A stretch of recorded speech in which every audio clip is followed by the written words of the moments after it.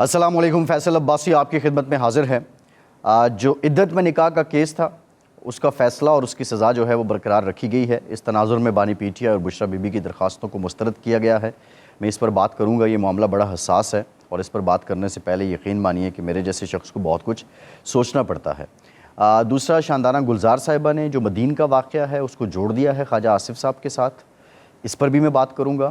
اور شاندانہ گلزار جو ہیں پاکستان تحریک انصاف کے اپنے لوگ، ان کا جو اس وقت کردار ہے، سیاسی کردار، پارلیمانی کردار، اس پہ کیوں انگلیاں اٹھا رہے ہیں، یہ بھی آپ کے گوش گزار کروں گا۔ اور تیسری جو امپورٹنٹ بات ہے وہ عزم استحکام ہے۔ عزم استحکام سے متعلق بہت بات ہو رہی ہے، اس کا نیشنل ایکشن پلان کے ساتھ کیا تعلق ہے اور اس میں ہوگا کیا، اس میں کون کون نشانہ بنے گا۔ جو بات پاکستان تحریک انصاف کر رہی ہے کہ کے پی میں آپریشن ہوا تو ہمارے لوگوں کو کہیں نشانہ نہ بنایا جائے، یہ خدشات کیا حقیقی ہیں؟ یہ خدشات پھیلائے جا رہے ہیں۔ اور عزم استحکام سے متعلق جو پی ٹی آئی کی گورنمنٹ ہے اور جو پی ٹی آئی کے بانی ہیں، انہوں نے کب اس معاملے پہ اپنے اعتماد کا اظہار کیا تھا اور اس معاملے کو انڈوس کیا تھا، یہ بھی آج کے وی لاگ میں آپ کے سامنے رکھوں گا اور کیٹیگوریکلی آپ کو بتاؤں گا کہ یہ اصل کہانی کیا ہے۔ سب سے پہلے جو عدت کا کیس ہے، میں یقین مانے ہمیشہ اس پہ ٹیلی ویژن پہ بھی کہیں اور بھی بات کرتے ہوئے ہمیشہ اتراتا ہوں، احتیاط سے کام لیتا ہوں۔ وجہ یہ ہے کہ یہ بڑا حساس معاملہ ہے اور دو لوگوں کی نجی زندگی کا معاملہ ہے، اس کو پبلک میں اس طرح ڈسکس نہیں ہونا چاہیے تھا، لیکن یہ ڈسکس کیوں ہو رہا ہے، یہ ایک سوال ہے۔ دیکھیے، انفارچونیٹلی مذہب، پاکستان ایک اسلامی ملک ہے اور پاکستان میں بسنے والے جو 26 کروڑ لوگ ہیں اس میں سے میجورٹی کا جو عقیدہ ہے، ایمان ہے، وہ مذہب اسلام ہے۔ اور اسی طرح مذہب زندگی کے جو تمام پہلو ہیں، اسلام ہماری رہنمائی کرتا ہے اور ہمارے ہاں ہم اس رہنمائی کے چکر میں اکثر بہت زیادہ اس بات کے لیے کوشش کرتے رہتے ہیں کہ کہیں جو زندگی میں ہمارا عمل ہے وہ اسلامی اصولوں کے خلاف تو نہیں ہے، اسلامی تعلیمات کے خلاف تو نہیں ہے۔ اس وجہ سے پاکستان کی سیاست میں بھی جو مذہب ہے اس کو کلیدی حیثیت ہے۔ پاکستان کا جو آئین ہے اس کو اسلامی جمہوری آئین کہا جاتا ہے۔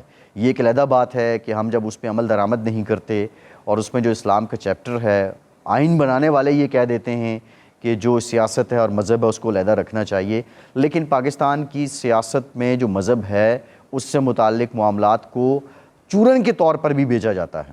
پاکستان تحریک انصاف کے بانی ہمیشہ بات کرتے رہے ہیں، ریاست مدینہ ان کا موٹو تھا، ریاست مدینہ کو وہ شعار زندگی بنانا چاہتے تھے اور ریاست مدینہ کی انہوں نے بہت زیادہ مثالیں دی۔ انہوں نے اپنی سیاست میں خلفائے راشدین کے جو معاملات ہیں، جو مثالیں ہیں، وہ بھی دی، یہ بھی بتایا کہ وہ ان سے رہنمائی لیتے ہیں۔ انہوں نے امر بالمعروف اور نہی عن المنکر کی بات کی۔ بہت سے حوالوں سے مذہب کو ہم ایلیمینیٹ نہیں کر سکتے۔ قصہ مختصر کہ مذہبی ٹچ جو وہ خود بات کرتے ہیں ان کے لوگ، انہوں نے بھرپور دیا۔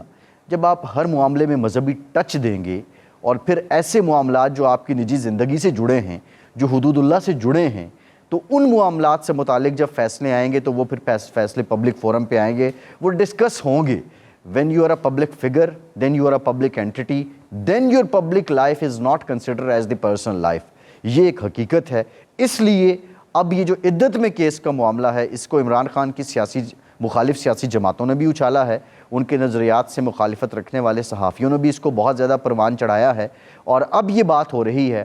بہرحال یہ اگین دو لوگ ہیں، عام لوگ ہیں، ان کا معاملہ ہے، اس کو تو سول رہنا چاہیے تھا، لیکن اب جب آپ اتنی بڑی اینٹی ہیں اور آپ نے ریاست مدینہ کی بات کی اور آپ نے اسلامی اقوال کو سامنے رکھا، اسلامی تعلیمات کا بار بار ذکر کیا اور پھر آپ نے اس کی خلاف ورزی کی عدالتی فیصلے کے مطابق، آپ کو سزا ہوئی، آپ کو، آپ کی اہلیہ کو، تو پھر یہ معاملہ پبلک میں آئے گا۔ بہرحال ابھی حق اپیل ہے ان کے پاس، یہ کیسے آگے چلے گا، اس کا کیا بنے گا، سزائیں مسترد ہو جائیں گی، معطل ہو جائیں گی، ختم ہو جائیں گی، یہ تو خیر اپیل میں ہی جا کے پتہ چلے گا۔ دوسرا، شاندانہ گلزار سے متعلق میں بات کرنا چاہوں گا۔ شاندانہ گلزار، شہریار آفریدی، شیر افضل مروت، محبوب سلطان، یہ وہ لوگ ہیں جو ایم این ایز ہیں، جو پی ٹی آئی کا ووٹ لے کر آئے ہیں اور ابھی وہ استعفیٰ دینے کی دھمکیاں دے رہے ہیں۔ ارے دھمکیاں کس کو دے رہے ہیں؟ اب پی ٹی آئی کے اپنے لوگ ان لوگوں پہ شک کرنے لگے ہیں کہ کہیں یہ لوگ کسی اور جگہ سے تو نہیں ہلائے جا رہے، ان کے تانے بانے کہیں اور سے تو نہیں ہلتے۔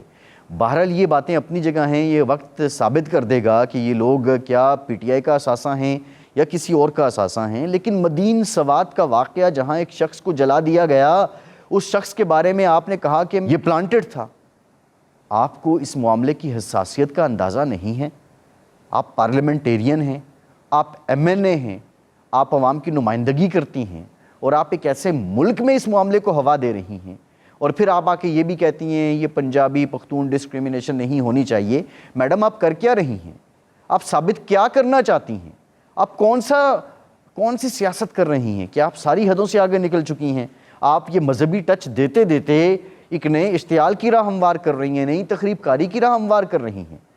یہ مذہبی اشتعال، یہ مذہبی ٹچ حد ہوتی ہے ہر بات کی۔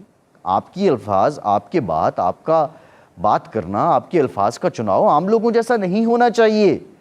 یہاں پہ آپ ایک ایکسٹریمسٹ پالیسی اپنا رہی ہیں، سوچنا ہوگا آپ کو۔ اب امپورٹنٹ جو میں نے بات کی تھی عزم استحکام سے متعلق، عزم استحکام کیا ہے؟ عزم استحکام کی ضرورت کیوں پیش آئی ہے؟ ایک سوال ہو رہا ہے، میں تو حیران ہوں حکومت کی جو میڈیا پالیسی ہے، پہلے خود آپریشن کہا، پھر اس کو اسٹریٹجی کہہ دیا۔ بیسکلی عزم استحکام آپریشن ہے نہ ویژن ہے۔ پہلے حکومت نے آپریشن کہا، پھر اس کو ویژن کہا۔ بیسکلی میں آپ کو بتاؤں جو ہمیں پتہ چلا ہے، عزم استحکام نہ آپریشن ہے نہ ویژن ہے، یہ کنٹینیوٹی ہے نیشنل ایکشن پلان کی، اور یہ اسٹریٹجی ہے جو بنائی گئی تھی، اس پہ عمل درآمد کا ایک طریقہ کار ہے۔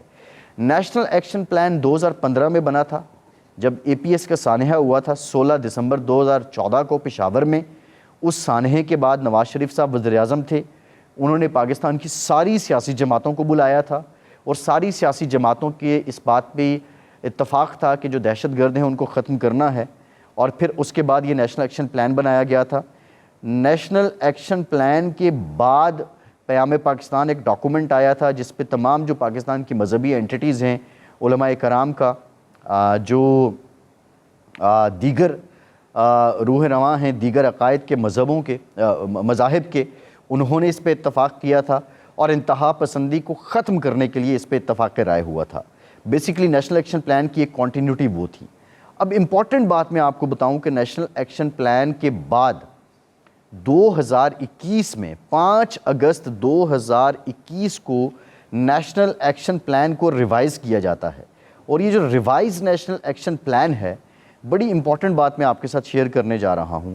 اس ریوائز نیشنل ایکشن پلان کو جو ہیڈ کیا وہ اس وقت کے پرائم منسٹر عمران خان نے کیا، ان کی کابینہ موجود تھی، ایپیکس کمیٹی موجود تھی، سٹیک ہولڈرز موجود تھے، اور اس ریوائز نیشنل ایکشن پلان جو نیکٹا کی ویب سائٹ پہ موجود ہے 5 اگست 2021 کو، اس میں 2 طرح کے جو پہلو تھے، ایک کائنیٹک ڈونیشن تھا، ایک نان کائنیٹک ڈونیشن تھا، اور اس کے 14 نکات تھے، 5 ایک کے ہیں کائنیٹک کے، اور جو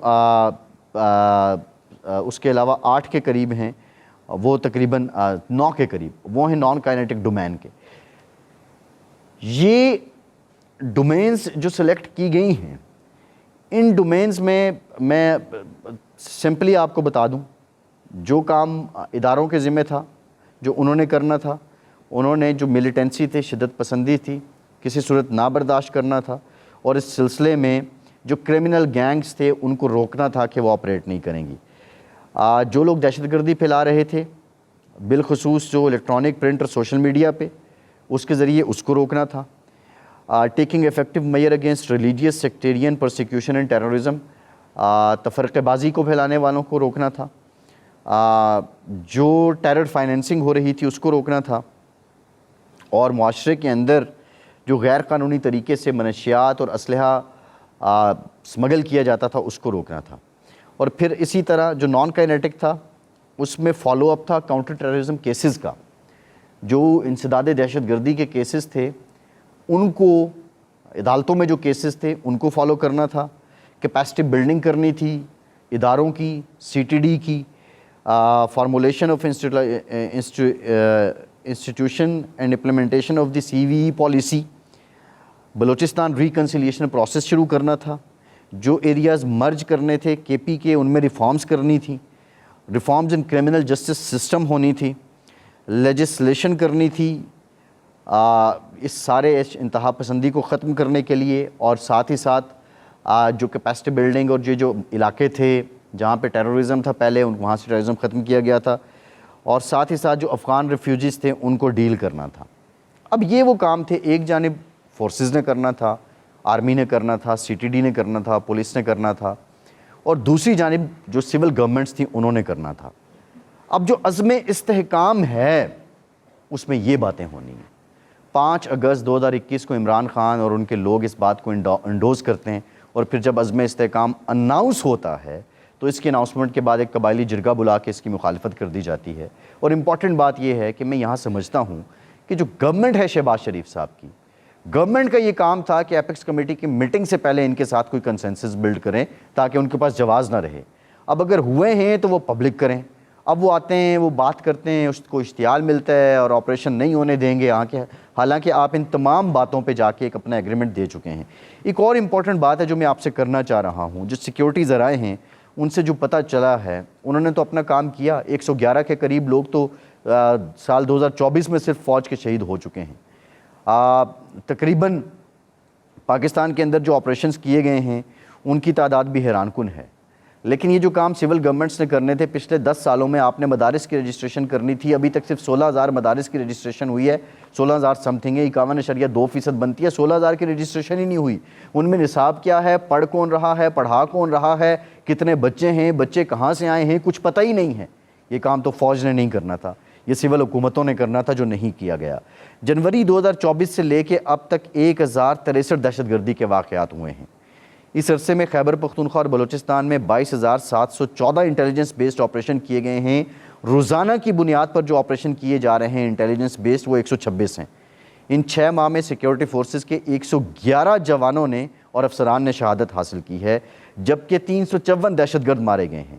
سیکیورٹی ذرائع کے مطابق پنجاب میں کچے کے علاقے میں رینجرز اور قانون نافذ کرنے والے اداروں نے 131 جوائنٹ آپریشن کیے ہیں، 60% واقعات میں کمی آئی ہے۔ اسی طرح گلگت بلتستان اور آزاد کشمیر میں صورتحال بہتر ہے۔ سندھ میں دہشت گردی کے واقعات نہیں ہیں لیکن جرائم پیشہ افراد ہیں۔ کچے کے علاقے میں جو ایڈجسٹنٹ ایریاز ہیں، جو پنجاب کے ساتھ یہ کشمور کا ایریا جڑتا ہے، یا پنجاب اور KPK کے ڈی جی خان اور ڈیرہ اسماعیل خان کی جو باؤنڈری ہے، یہاں پہ جرائم پیشہ عناصر بہت زیادہ ہیں۔ اب ان کے خلاف بھی آپریشن ہو رہے ہیں۔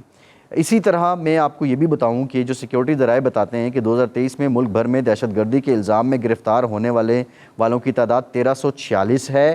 انسداد دہشت گردی کی عدالتیں، موسٹ امپورٹنٹ بات، 605 کیسز جو ہیں وہ ابھی تک پینڈنگ ہیں، 217 کو سزا ہو چکی ہے۔ دہشت گردوں کو سزاؤں کے معاملے میں سب سے زیادہ جو شرح ہے وہ پنجاب کی ہے، 72% ہے۔ سندھ 54% کے ساتھ دوسرے نمبر پہ ہے۔ KPK میں صرف 35% کو سزائیں ہوئی ہیں۔ تیسرے نمبر پہ بلوچستان ہے جہاں 6% کو سزائیں ہوئی ہیں۔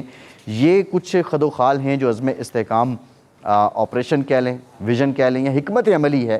نیشنل ایکشن پلان جو 2014 میں بنا، پھر 2021 میں جس کو عمران خان کی گورنمنٹ نے دوبارہ انڈوز کیا، ریوائز کیا، نیکٹا کی ویب سائٹ پہ موجود ہے، آپ دیکھ سکتے ہیں۔ یہ اس کی ایک آگے اس کو پرولونگ کرنے کا سلسلہ ہے جو بڑا ضروری ہے۔ یہ بڑی امپورٹنٹ باتیں ہیں۔ اب کاؤنٹر ٹیررزم جو اینٹی ٹیررسٹ کورٹس ہیں وہ آ کے فوج نے تو ٹھیک نہیں کرنی ہے، اس میں ججز فوج نے تو نہیں لگانے ہیں، یہ حکومتوں کا کام تھا۔ ان کی کیپیسٹی کے لیے کیا کیا؟ 110 ارب روپے جو نیولی مرج ڈسٹرکٹ تھے ان کو دے دیے گئے، وہاں پہ نہ آج AC کے بیٹھنے کی جگہ ہے نہ DC کے بیٹھنے کی جگہ ہے۔ یہ کام کس نے کرنے تھے؟